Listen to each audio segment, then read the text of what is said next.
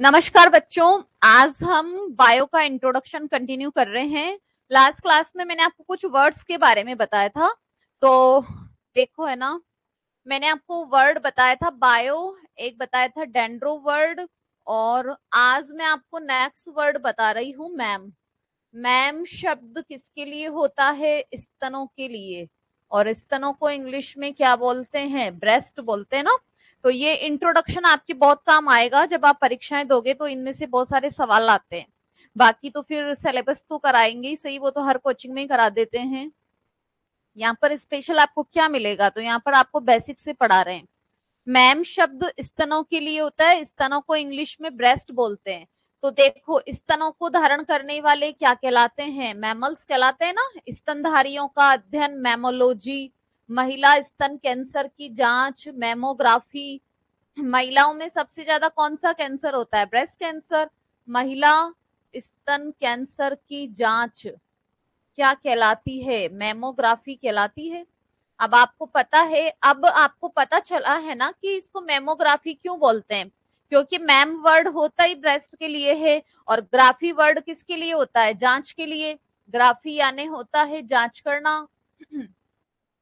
कल बताया था ना, लोजिया ने अध्ययन, जैसे हम पढ़ते हैं एंजियोग्राफी, तो angiography is a test of blood vessels, रक्त वाहिनियों की जांच होती है एंजियोग्राफी। तो मैम शब्द स्तनों को धारण करने वाले क्या कहलाते हैं? स्तनधारी। स्तनों को धारण करने वाले स्तनधारी या कहलाते हैं मैमल्स। तो मैमल्स की क्या आइडेंटिफिकेशन है, क्या पहचान है कि उसको मैमल्स में कंसीडर किया जाए? अदरवाइज तो और भी तो एनिमल्स है ही ना दुनिया में। ये है test of female breast cancer is called mammography. अच्छा, फर्स्ट, सबसे पहले तो ये क्या पैदा करते हैं? बच्चे पैदा करते हैं। स्तनधारी होते हैं, ये बच्चे पैदा करते हैं। गिव्स बर्थ टू चाइल्ड, बच्चे पैदा करते हैं, गिव्स बर्थ टू चाइल्ड। क्योंकि जो बहुत सारे आप देखते हो ना जीव जो अंडे देते हैं, जैसे पक्षी देखते हो, छिपकली या सांप, वो अंडे देने वाले होते हैं। तो ये गिव्स बर्थ टू चाइल्ड, बच्चे पैदा करने वाले, ये कहलाते हैं वीवीपैरस।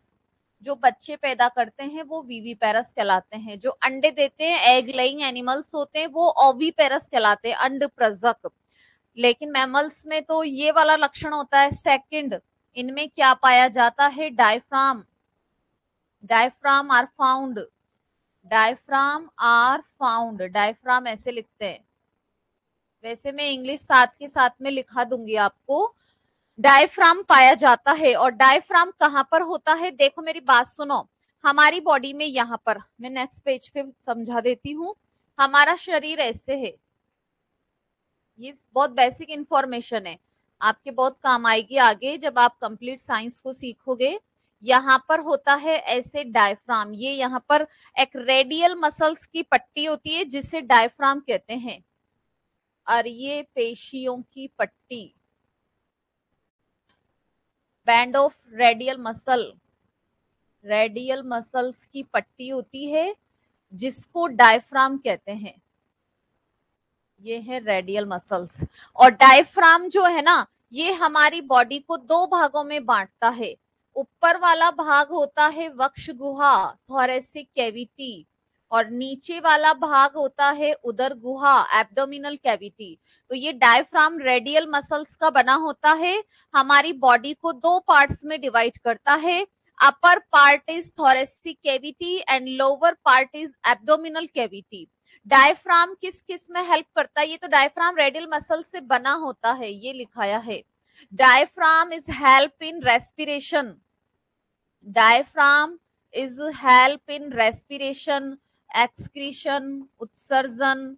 दूसरा, ये प्रसव में हेल्प इन लेबर, प्रसव में हेल्प करता है। मूत्र उत्सर्जन, मूत्र उत्सर्जन, मिक्चुरेशन में हेल्प करता है। इन सब चीजों में हेल्प करता है diaphragm, in respiration, in excretion, in labour and micturition, इसमें डायफ्राम हेल्प करता है। आप देखो है ना, जैसे चमगादड़ के बारे में आपने सुना है ना, बैट, चमगादड़ बैट एक स्तनधारी है। अब दिखने में तो आपको ऐसी लगती है वो पक्षी जैसी उड़ती रहती है इधर उधर, लेकिन चमगादड़ जिसको कहते हैं bat, bat is a mammal, चमगादड़ एक क्या है, स्तनधारी। और चमगादड़ स्तनधारी है ना, तो चमगादड़ में क्या पाया जाता है, डायफ्राम पाया जाता है। चमगादड़ में डायफ्राम होता है, उसको स्तनधारी कैटेगरी में रखा गया है ना। और ये आपको पता है कि चमगादड़ निशाचर होता है, नॉक्टर्नल, निशाचर होता है, नॉक्टर्नल होता है। और ये ना रास्ते की तलाश के लिए अल्ट्रासाउंड उत्पन्न करता है, पराध्वनि तरंगे उत्पन्न करता है। और ध्वनि में परावर्तन का गुण होता है, तो ध्वनि टकरा के वापस आती है, जिससे इसको रास्ते का ज्ञान हो जाता है। तो चमगादड़ अल्ट्रासाउंड जनरेट करता है। सेकंड करेक्टर लिख ही दिया। तीसरा करेक्टर, शरीर पर बाल पाए जाते हैं, शरीर पर बाल पाए जाते हैं, हमारे शरीर पर बाल पाए जाते हैं ना। और शरीर पर जो बालों का आवरण होता है उसे क्या कहते हैं, पैलेज। शरीर पर जो बालों का आवरण होता है उसे क्या कहते हैं, pelage. Hair covering is present on body, it's called pelage. हमारी बॉडी सरफेस पर हेयर कवरिंग होती है जिसे पैलेज कहते हैं। थर्ड, फोर करेक्टर, कर्ण पल्लव पाए जाते हैं, ईयर पिन्ना आर फाउंड, कर्ण पल्लव पाए जाते हैं, ईयर पिन्ना आर फाउंड। कौन से होते हैं ईयर पिन्ना, ये देखो जो आपको बाहर की साइड में दिख रहे हैं ना, ये हमारे ईयर पिन्ना होते हैं, ये कर्ण पल्लव है। और कान अंदर होता है जिससे हम सुनते हैं ना, इंटरनल ईयर से। ये ईयर पिन्ना हमारे अंदर वैसे एक रेसिडुअल ऑर्गन है, इंसानों में अवशेषी अंग है, ऑल मैमल्स में रेसिडुअल नहीं है, इंसानों में रेसिडुअल अवशेषी अंग है। ये पूर्ण विकसित होता है, जैसे देखते हो ना आप गाय में, भैंस में इतने बड़े बड़े ईयर पिन्ना होते हैं, हवा करने के काम आते हैं। भगवान ने हमें पंखे, कूलर ऐसी सब दिए थे, तो हमारे ईयर पिन्ना को रिड्यूस कर दिया। और ear pinna is a residual organ in humans, ये हमारे अंदर एक रेसिडुअल ऑर्गन है, हमारे अंदर एक अवशेषी अंग है, समझ गए। और इसके अलावा क्या पाया जाता है, स्तन ग्रंथियां पाई जाती हैं, मेमोरी ग्लैंड दिख रहा है ना यहाँ पर, मेमोरी ग्लैंड आर फाउंड, स्तन ग्रंथियां पाई जाती हैं, mammary gland are found. Mammals में मेमोरी ग्लैंड होती है, स्तन ग्रंथियां पाई जाती हैं। तो ये 5 करेक्टर्स, जिसमें ये 5 करेक्टर्स होते हैं ना, ये डिफाइन करते हैं मैमल्स को। और ये जरूरी नहीं है पांचों ही हो, 5 में से 3 भी होते हैं ना, तो उसको मैमल्स में कंसीडर किया जाता है। इन 5 में से जिसमें 3 करेक्टर्स भी हैं, वो किस में आता है, वो मैमल्स में आता है। इतना समझ गए। अब देखो इधर, मैं आपको कुछ मैमल्स के नाम बताती हूँ जो कि दिखने में मैमल्स जैसे नहीं लगते हैं, लेकिन वास्तव में मैमल्स होते हैं। तो हम यहाँ पर कुछ मैमल्स के नाम लिख रहे हैं। अब जैसे देखो, गाय, भैंस, गधा, घोड़ा, कुत्ता, बिल्ली, हाथी, शेर, चीता, ये सब आप जानते हो, इनको तो मैं आपको लिखाऊंगी नहीं। इनके अलावा जैसे ब्लू व्हेल, अब परीक्षा में बहुत बार ये क्वेश्चन आया है आज तक, पुलिस 2 RAS, ब्लू व्हेल क्या है। और बहुत सारे बच्चे धोखे में आकर इसको मछली करके आ जाते हैं। अरे भाई, वो पानी में रहती है लेकिन ये बच्चे पैदा करती है, इसमें लंग से रेस्पिरेशन होता है, इसमें शरीर पर बाल पाए जाते हैं, स्तन ग्रंथियां पाई जाती हैं। तो blue whale is a aquatic mammal, blue whale एक जलीय स्तनधारी है। ब्लू व्हेल और एक डॉल्फिन, डॉल्फिन भी एक जलीय स्तनधारी है। Porpoise, blue whale, dolphin, porpoise, seal, walrus, seal, walrus, dugong, समुद्री गाय, ये आदि। चमगादड़ जो मैंने आपको अभी बताया ही था, चमगादड़ को इंग्लिश में बैट कहते हैं, बाकी ये सब इंग्लिश हिंदी में सेम रहेंगे। ये सील है, ये है पॉर्पॉइज, ये डॉल्फिन ब्लू व्हेल इंग्लिश है, ये है वालरस, सी काउ। और ये इनके सबके चित्र दिखा देती हूं मैं आपको। एक है ड्यूगोंग, सी काउ और ड्यूगोंग, ये हैं सब मैमल्स। अब देखो है ना, इनमें से बहुत सारे क्वेश्चन है, मैं आपको चित्र दिखाऊंगी, उसके साथ साथ आपको बताती जाऊंगी। सबसे फर्स्ट ये है ब्लू व्हेल। तो ब्लू व्हेल का फर्स्ट सवाल ब्लू व्हेल के लिए पूछा जाता है, संसार का सबसे बड़ा जलीय स्तनधारी पहली बात तो संसार का सबसे बड़ा स्तनधारी लिखें या सबसे बड़ा जलीय स्तनधारी लिखें। सबसे बड़ा जलीय स्तनधारी, largest mammal and largest aquatic mammal is blue whale. इसकी स्पेलिंग ऐसे होती है, ये है ब्लू व्हेल की स्पेलिंग, समझ गए?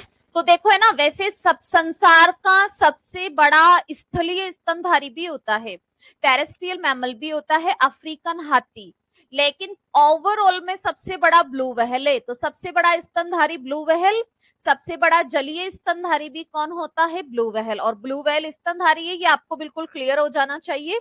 तो मैं यहाँ पर ही ये दोनों क्वेश्चन भी लिख देती हूँ ताकि आपको मैं फ्यूचर में बताऊंगी नहीं, यही क्लियर हो जाएगा ये पॉइंट।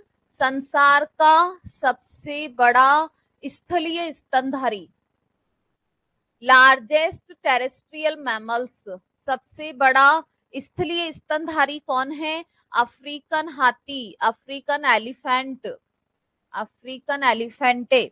और संसार का सबसे छोटा स्तनधारी, भाई बड़ा है तो फिर छोटा भी तो होगा ना, largest terrestrial mammal is African elephant. और संसार का सबसे छोटा स्तनधारी, सबसे छोटा स्तनधारी, smallest mammal, smallest mammal is छुचुंदर। छुचुंदर चित्र भी है इसका वैसे आगे, इसको बोलते हैं श्रीयु, छुचुंदर होता है श्रीयु, ये सबसे छोटा स्तनधारी होता है। तो देखो है ना, ये छोटा है ना, तो इसकी हार्ट रेट सबसे ज्यादा होती है। छुचुंदर की हार्ट रेट सबसे ज्यादा होती है 800 बार प्रति मिनट, इसकी हार्ट रेट थोड़ी 27 बार प्रति मिनट। ब्लू व्हेल सबसे बड़ी है तो इसकी हार्ट रेट सबसे कम होती है 25 बार प्रति मिनट।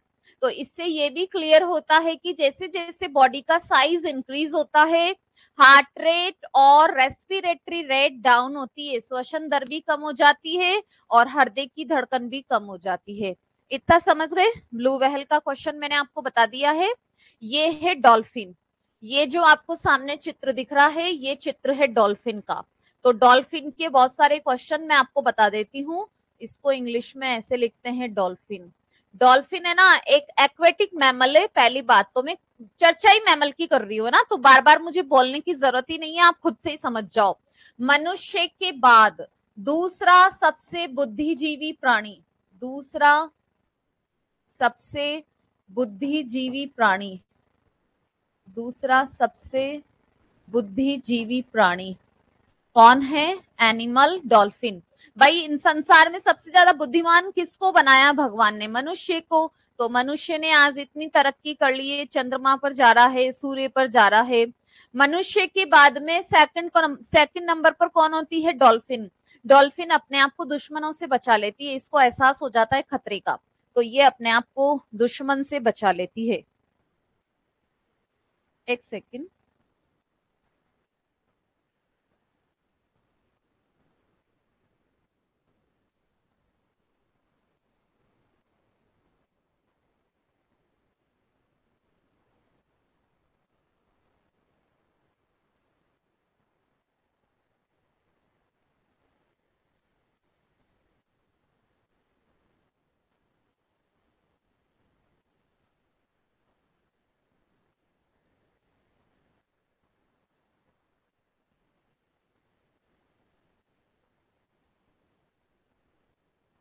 एक सेकंड।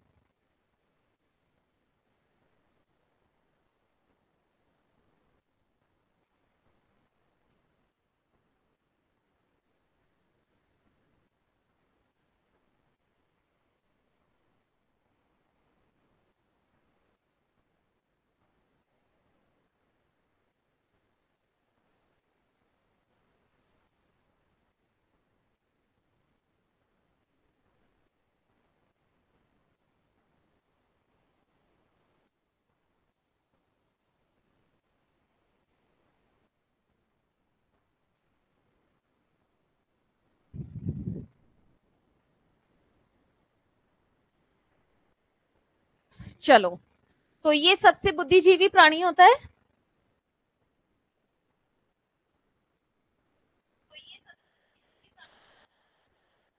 इसके अलावा डॉल्फिन है ना, इसको बनाया गया है राष्ट्रीय जलीय जीव। गंगा की डॉल्फिन, गंगा की डॉल्फिन 2009 में गंगा की डॉल्फिन को बनाया गया है नेशनल एक्वेटिक ऑर्गेनिज्म, राष्ट्रीय जलीय जीव। गंगा की डॉल्फिन क्या है? राष्ट्रीय जलीय जीव, नेशनल एक्वेटिक ऑर्गेनिज्म इस गंगेज डॉल्फिन, और इसको बनाया गया था 2009 के अंदर। और इसका ना जूलॉजिकल नेम होता है गंगा की डॉल्फिन का प्लाटानिस्टा गैंगेटिक।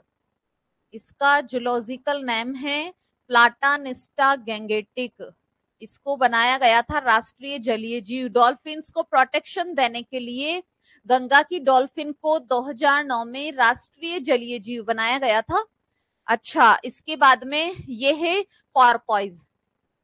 अब वैसे देखो, आपको सबके चित्र तो याद नहीं रहेंगे, लेकिन एक बार इनिशियल स्टेज पर समझने के लिए, और ये सारे ही जलीय स्तनधारी है, समुद्री स्तनधारी है। अब ये पॉर्पोइज देख लो, समुद्र में रहने वाली मछली जैसी होती है, लेकिन है वास्तव में स्तनधारी।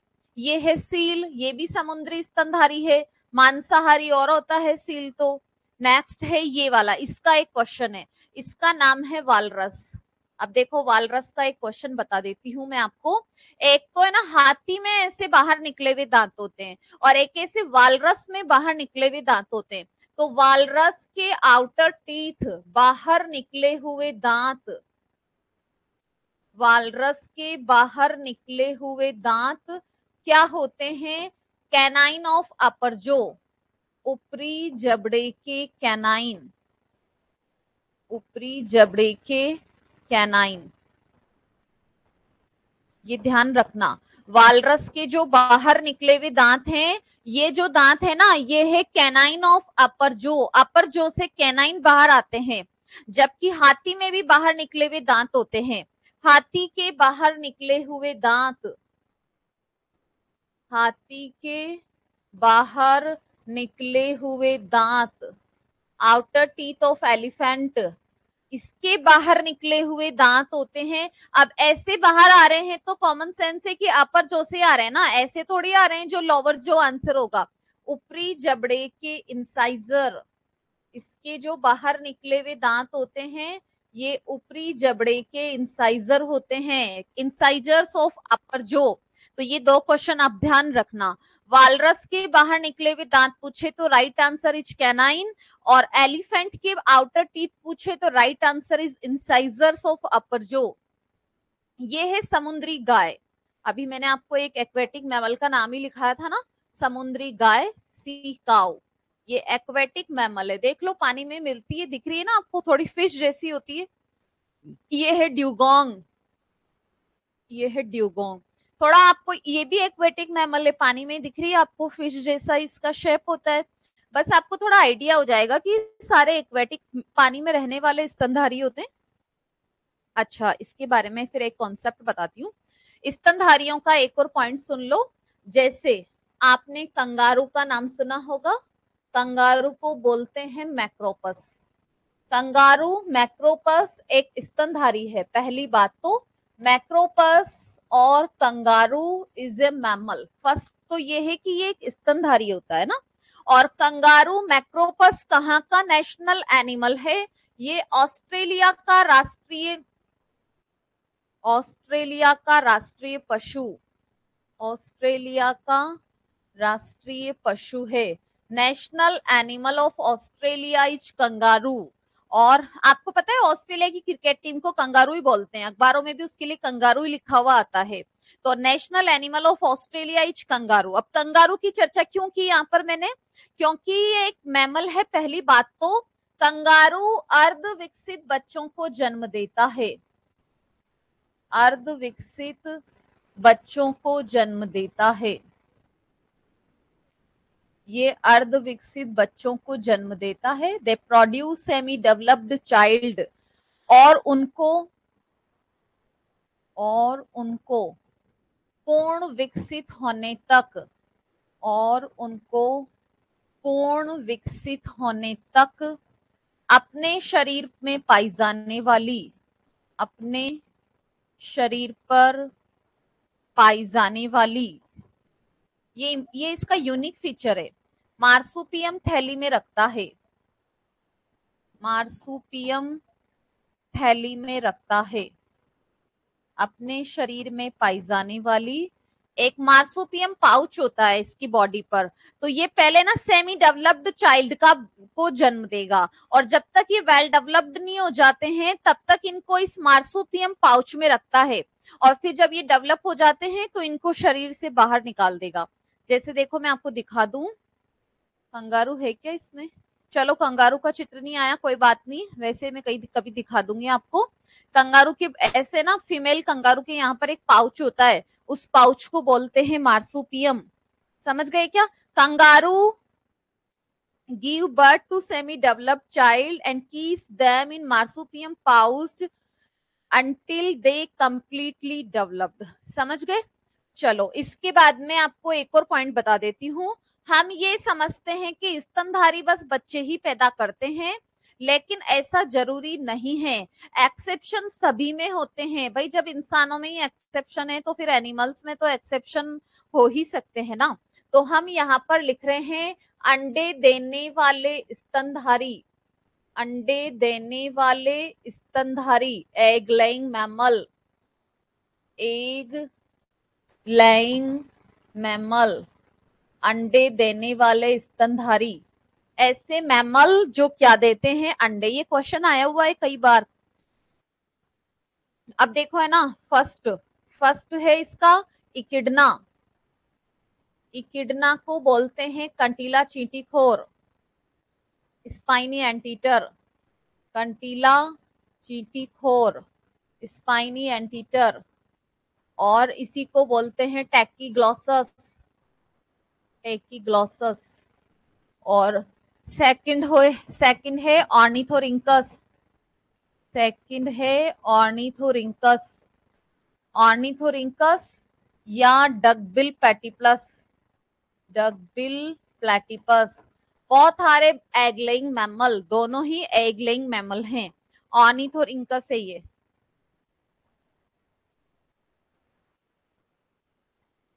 ये है duckbill platypus.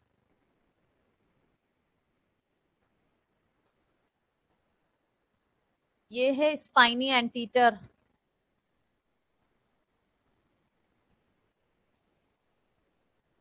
Spiny ant eater. Tachyglossus English है, इकिडना इंग्लिश है, स्पेलिंग इसकी ई से आएगी। देखो ये है टैकीग्लॉसस, सॉरी ये है ऑर्निथोरिंकस डकबिल प्लैटिपस, ये है ऑर्निथोरिंकस है ये है अंडे देने वाला स्तनधारी है ऑर्निथोरिंकस। ये है इकिडना कंटीला चींटीखोर, ये आपने देखा भी होगा, घरों में आसपास मिल जाता था। आजकल तो क्या है कि बड़े शहरों में तो बस इंडस्ट्रियलाइजेशन और ये बड़े बड़े बिल्डिंग्स बन रहे हैं, भवन बन रहे हैं, उद्योग धंधे स्थापित हो रहे हैं, तो एनिमल्स यहाँ से तो लुप्त हो चुके हैं, लेकिन फिर भी छोटी जगहों में अभी भी मिल जाता है ये है इकिडना कंटीला चींटीखोर, और इसी को ही कहते हैं टैकीग्लॉसस। और इसके नाम में आपने एक देखा होगा, इसको कहते हैं कंटीला चींटीखोर। तो इसके शरीर पर आपको दिख रहे हैं ना, ये कांटे समान दिख रहे हैं, तभी तो इसका नाम कंटीला चींटीखोर है ना। इसको चींटीखोर क्यों कहते हैं? क्योंकि ये चींटियां खाता है। चींटीखोर इसलिए कहते हैं चींटियां खाता है। मिमिर्कोफेजी है ये, मिमिर्कोफेजी। चींटियों के लिए साइंटिफिक वर्ड होता है मिमिर्को, और आंट्स को खाने वाला होता है मिमिर्कोफेजी। अब चींटी को इंग्लिश में आंट बोलते हैं, साइंस में मिमिर्को बोलते हैं, और ये चींटियों को खाता है तो ये मिमिर्कोफेजी होता है। तो ये पॉइंट आपको क्लियर हो गया होगा, कंटीला चींटीखोर है, और ये ऑर्निथोरिंकस है डकबिल प्लैटिपस। ये वो छुछुंदर है जो मैंने आपको पहले बताया था ना, श्रीयु, ये है वो। अच्छा चलो, ये थोड़ी मैंने आपको इंफॉर्मेशन दी है मैमल्स के बारे में। एक आपको मैंने चमगादड़ के बारे में बताई दिया है, बैट आर ए मैमल, और बैट के अंदर राडार तंत्र भी होता है, बैट के अंदर राडार तंत्र पाया जाता है, जो इसको किसका ज्ञान कराता है? दिशा का ज्ञान कराता है। ये इसको डायरेक्शन का मतलब नॉलेज देता है, किस साइड में, किस डायरेक्शन में इसको जाना है, मूवमेंट करना है। इसके लिए बैट में क्या पाया जाता है, राडार सिस्टम। समझ गए क्या? चलो मैं आपको एक और वर्ड पढ़ा देती हूँ आज, फिर हम टॉपिक पढ़ना शुरू करेंगे, है ना। ये तो मैंने आपको बेस बनाया है, जैसे एक दो वर्ड और पढ़ाऊंगी जिनसे एग्जाम में क्वेश्चंस आते हैं, क्योंकि फिर बाद में इनके बारे में कभी डिस्कस नहीं होगा, फिर तो सिलेबस चलेगा। देखो, तो एक वर्ड लिख रहे हैं हम, राइनो। राइनो शब्द किसके लिए होता है, नाक के लिए। अब देखो है ना, नाक को इंग्लिश में क्या बोलते हैं, नोज। पटवार प्री में आया हुआ है, ये एसएससी जीडी में आया हुआ है, राजस्थान पुलिस में आया हुआ है। राइनो शब्द किसके लिए होता है, नाक के लिए। नाक को इंग्लिश में बोलते नोज, साइंस में बोलते हैं राइनो। तो study of nose is called rhinology. अब आपको ये बताना है, सामान्य सर्दी जुकाम का वायरस, सामान्य सर्दी जुकाम का virus, virus of common cold, rhino virus, virus of common cold is rhino virus. समझ गए क्या? तो कॉमन कोल्ड का वायरस, जिसमें हम नॉर्मली इन्फेक्टेड हो जाते हैं ना, कॉमन कोल्ड, वो भी एक वायरल इन्फेक्शन होता है, और उसकी वायरस का नाम होता है राइनो वायरस। इसके बाद में एक शब्द लिख रही हूं मैं, ट्राइको। ट्राइको शब्द होता है किसके लिए, बालों के लिए। तो स्टडी ऑफ हेयर्स, अब बाल को इंग्लिश में हेयर बोलते हैं, साइंस में ट्राइको बोलते हैं। तो study of hairs is called trichology. अब लॉजी आप अपने आप से लगा लेना, लॉजी हमेशा इसके पीछे लगेगा, इसके पीछे नहीं लगेगा। अच्छा, अब मैं यहाँ पर एक क्वेश्चन लिख रही हूं, बाल, नाखून, सींग, खुर व पंख में प्रोटीन। बाल, नाखून, सींग, खुर व पंख में प्रोटीन। अब देखो, बाल को तो आप जानते ही हो, हमारे हेयर्स हैं ये। नाखून होते हैं नेल्स, सींग होते हैं हॉर्न। एनिमल्स में हॉर्न नहीं होते हैं क्या, गायों में, भैंसों में। खुर होते हैं हुप्स, हुप नीचे वो पैर पे लगे होते हैं ना, इनके हार्ड पैर होते हैं ना, वही हुप्स कहलाते हैं। पंख होते हैं फीदर्स। तो protein in hairs, nails, horn, hoops and feathers is keratin. इनमें कौन सी प्रोटीन होती है, केराटिन प्रोटीन होती है। अब ये कोई एक लाइन नहीं है, इसमें 5 सवाल है। एग्जाम में पूछेंगे, बालों में कौन सी प्रोटीन होती है, नाखूनों में कौन सी प्रोटीन है, पशुओं की सींग में, पशुओं की खुरों में, पक्षियों के पंखों में कौन सी प्रोटीन होती है, केराटिन। एसएससी में एक सवाल आया हुआ है, केराटिन कैसी प्रोटीन है। तो ये एक रेशेदार प्रोटीन होती है। Keratin is a fibrous protein. समझ गए? ये एक रेशेदार फाइब्रस प्रोटीन होती है। हम जब प्रोटीन पढ़ेंगे ना, तो मैं आपको बताऊंगी 3 प्रकार की प्रोटीन होती है, गोलाकार प्रोटीन, रेशेदार प्रोटीन, संयुग्मित प्रोटीन। तो सरल प्रोटीन, संयुग्मित प्रोटीन, व्युत्पन्न प्रोटीन। फिर सरल प्रोटीन के 2 भाग आते हैं, रेशेदार और गोलाकार। तो ये एक रेशेदार प्रोटीन होती है केराटिन। समझ गए इतना? तो ये हमने मैमल्स के बारे में और एक ट्राइको वर्ड के बारे में पढ़ा है। कल हम पढ़ेंगे एक तो मायो वर्ड, जो कि मसल्स के लिए होता है, और एक बर्ड्स के लिए वर्ड पढ़ेंगे, ऑर्निथो। इसी तरीके की क्लासेज को देखने के लिए सभी बच्चे एप्लीकेशन को डाउनलोड करें। ये बेच एप्लीकेशन पर चलेगा प्रॉपर तरीके से सोमवार से, जिस पर हम सेल टॉपिक को सबसे फर्स्ट में लेंगे। कंप्लीट साइंस का कोर्स होगा, जिसमें फिजिक्स, केमिस्ट्री, बायोलॉजी, टेक्नोलॉजी, आपको सब कुछ पढ़ाया जाएगा। ठीक है, थैंक यू।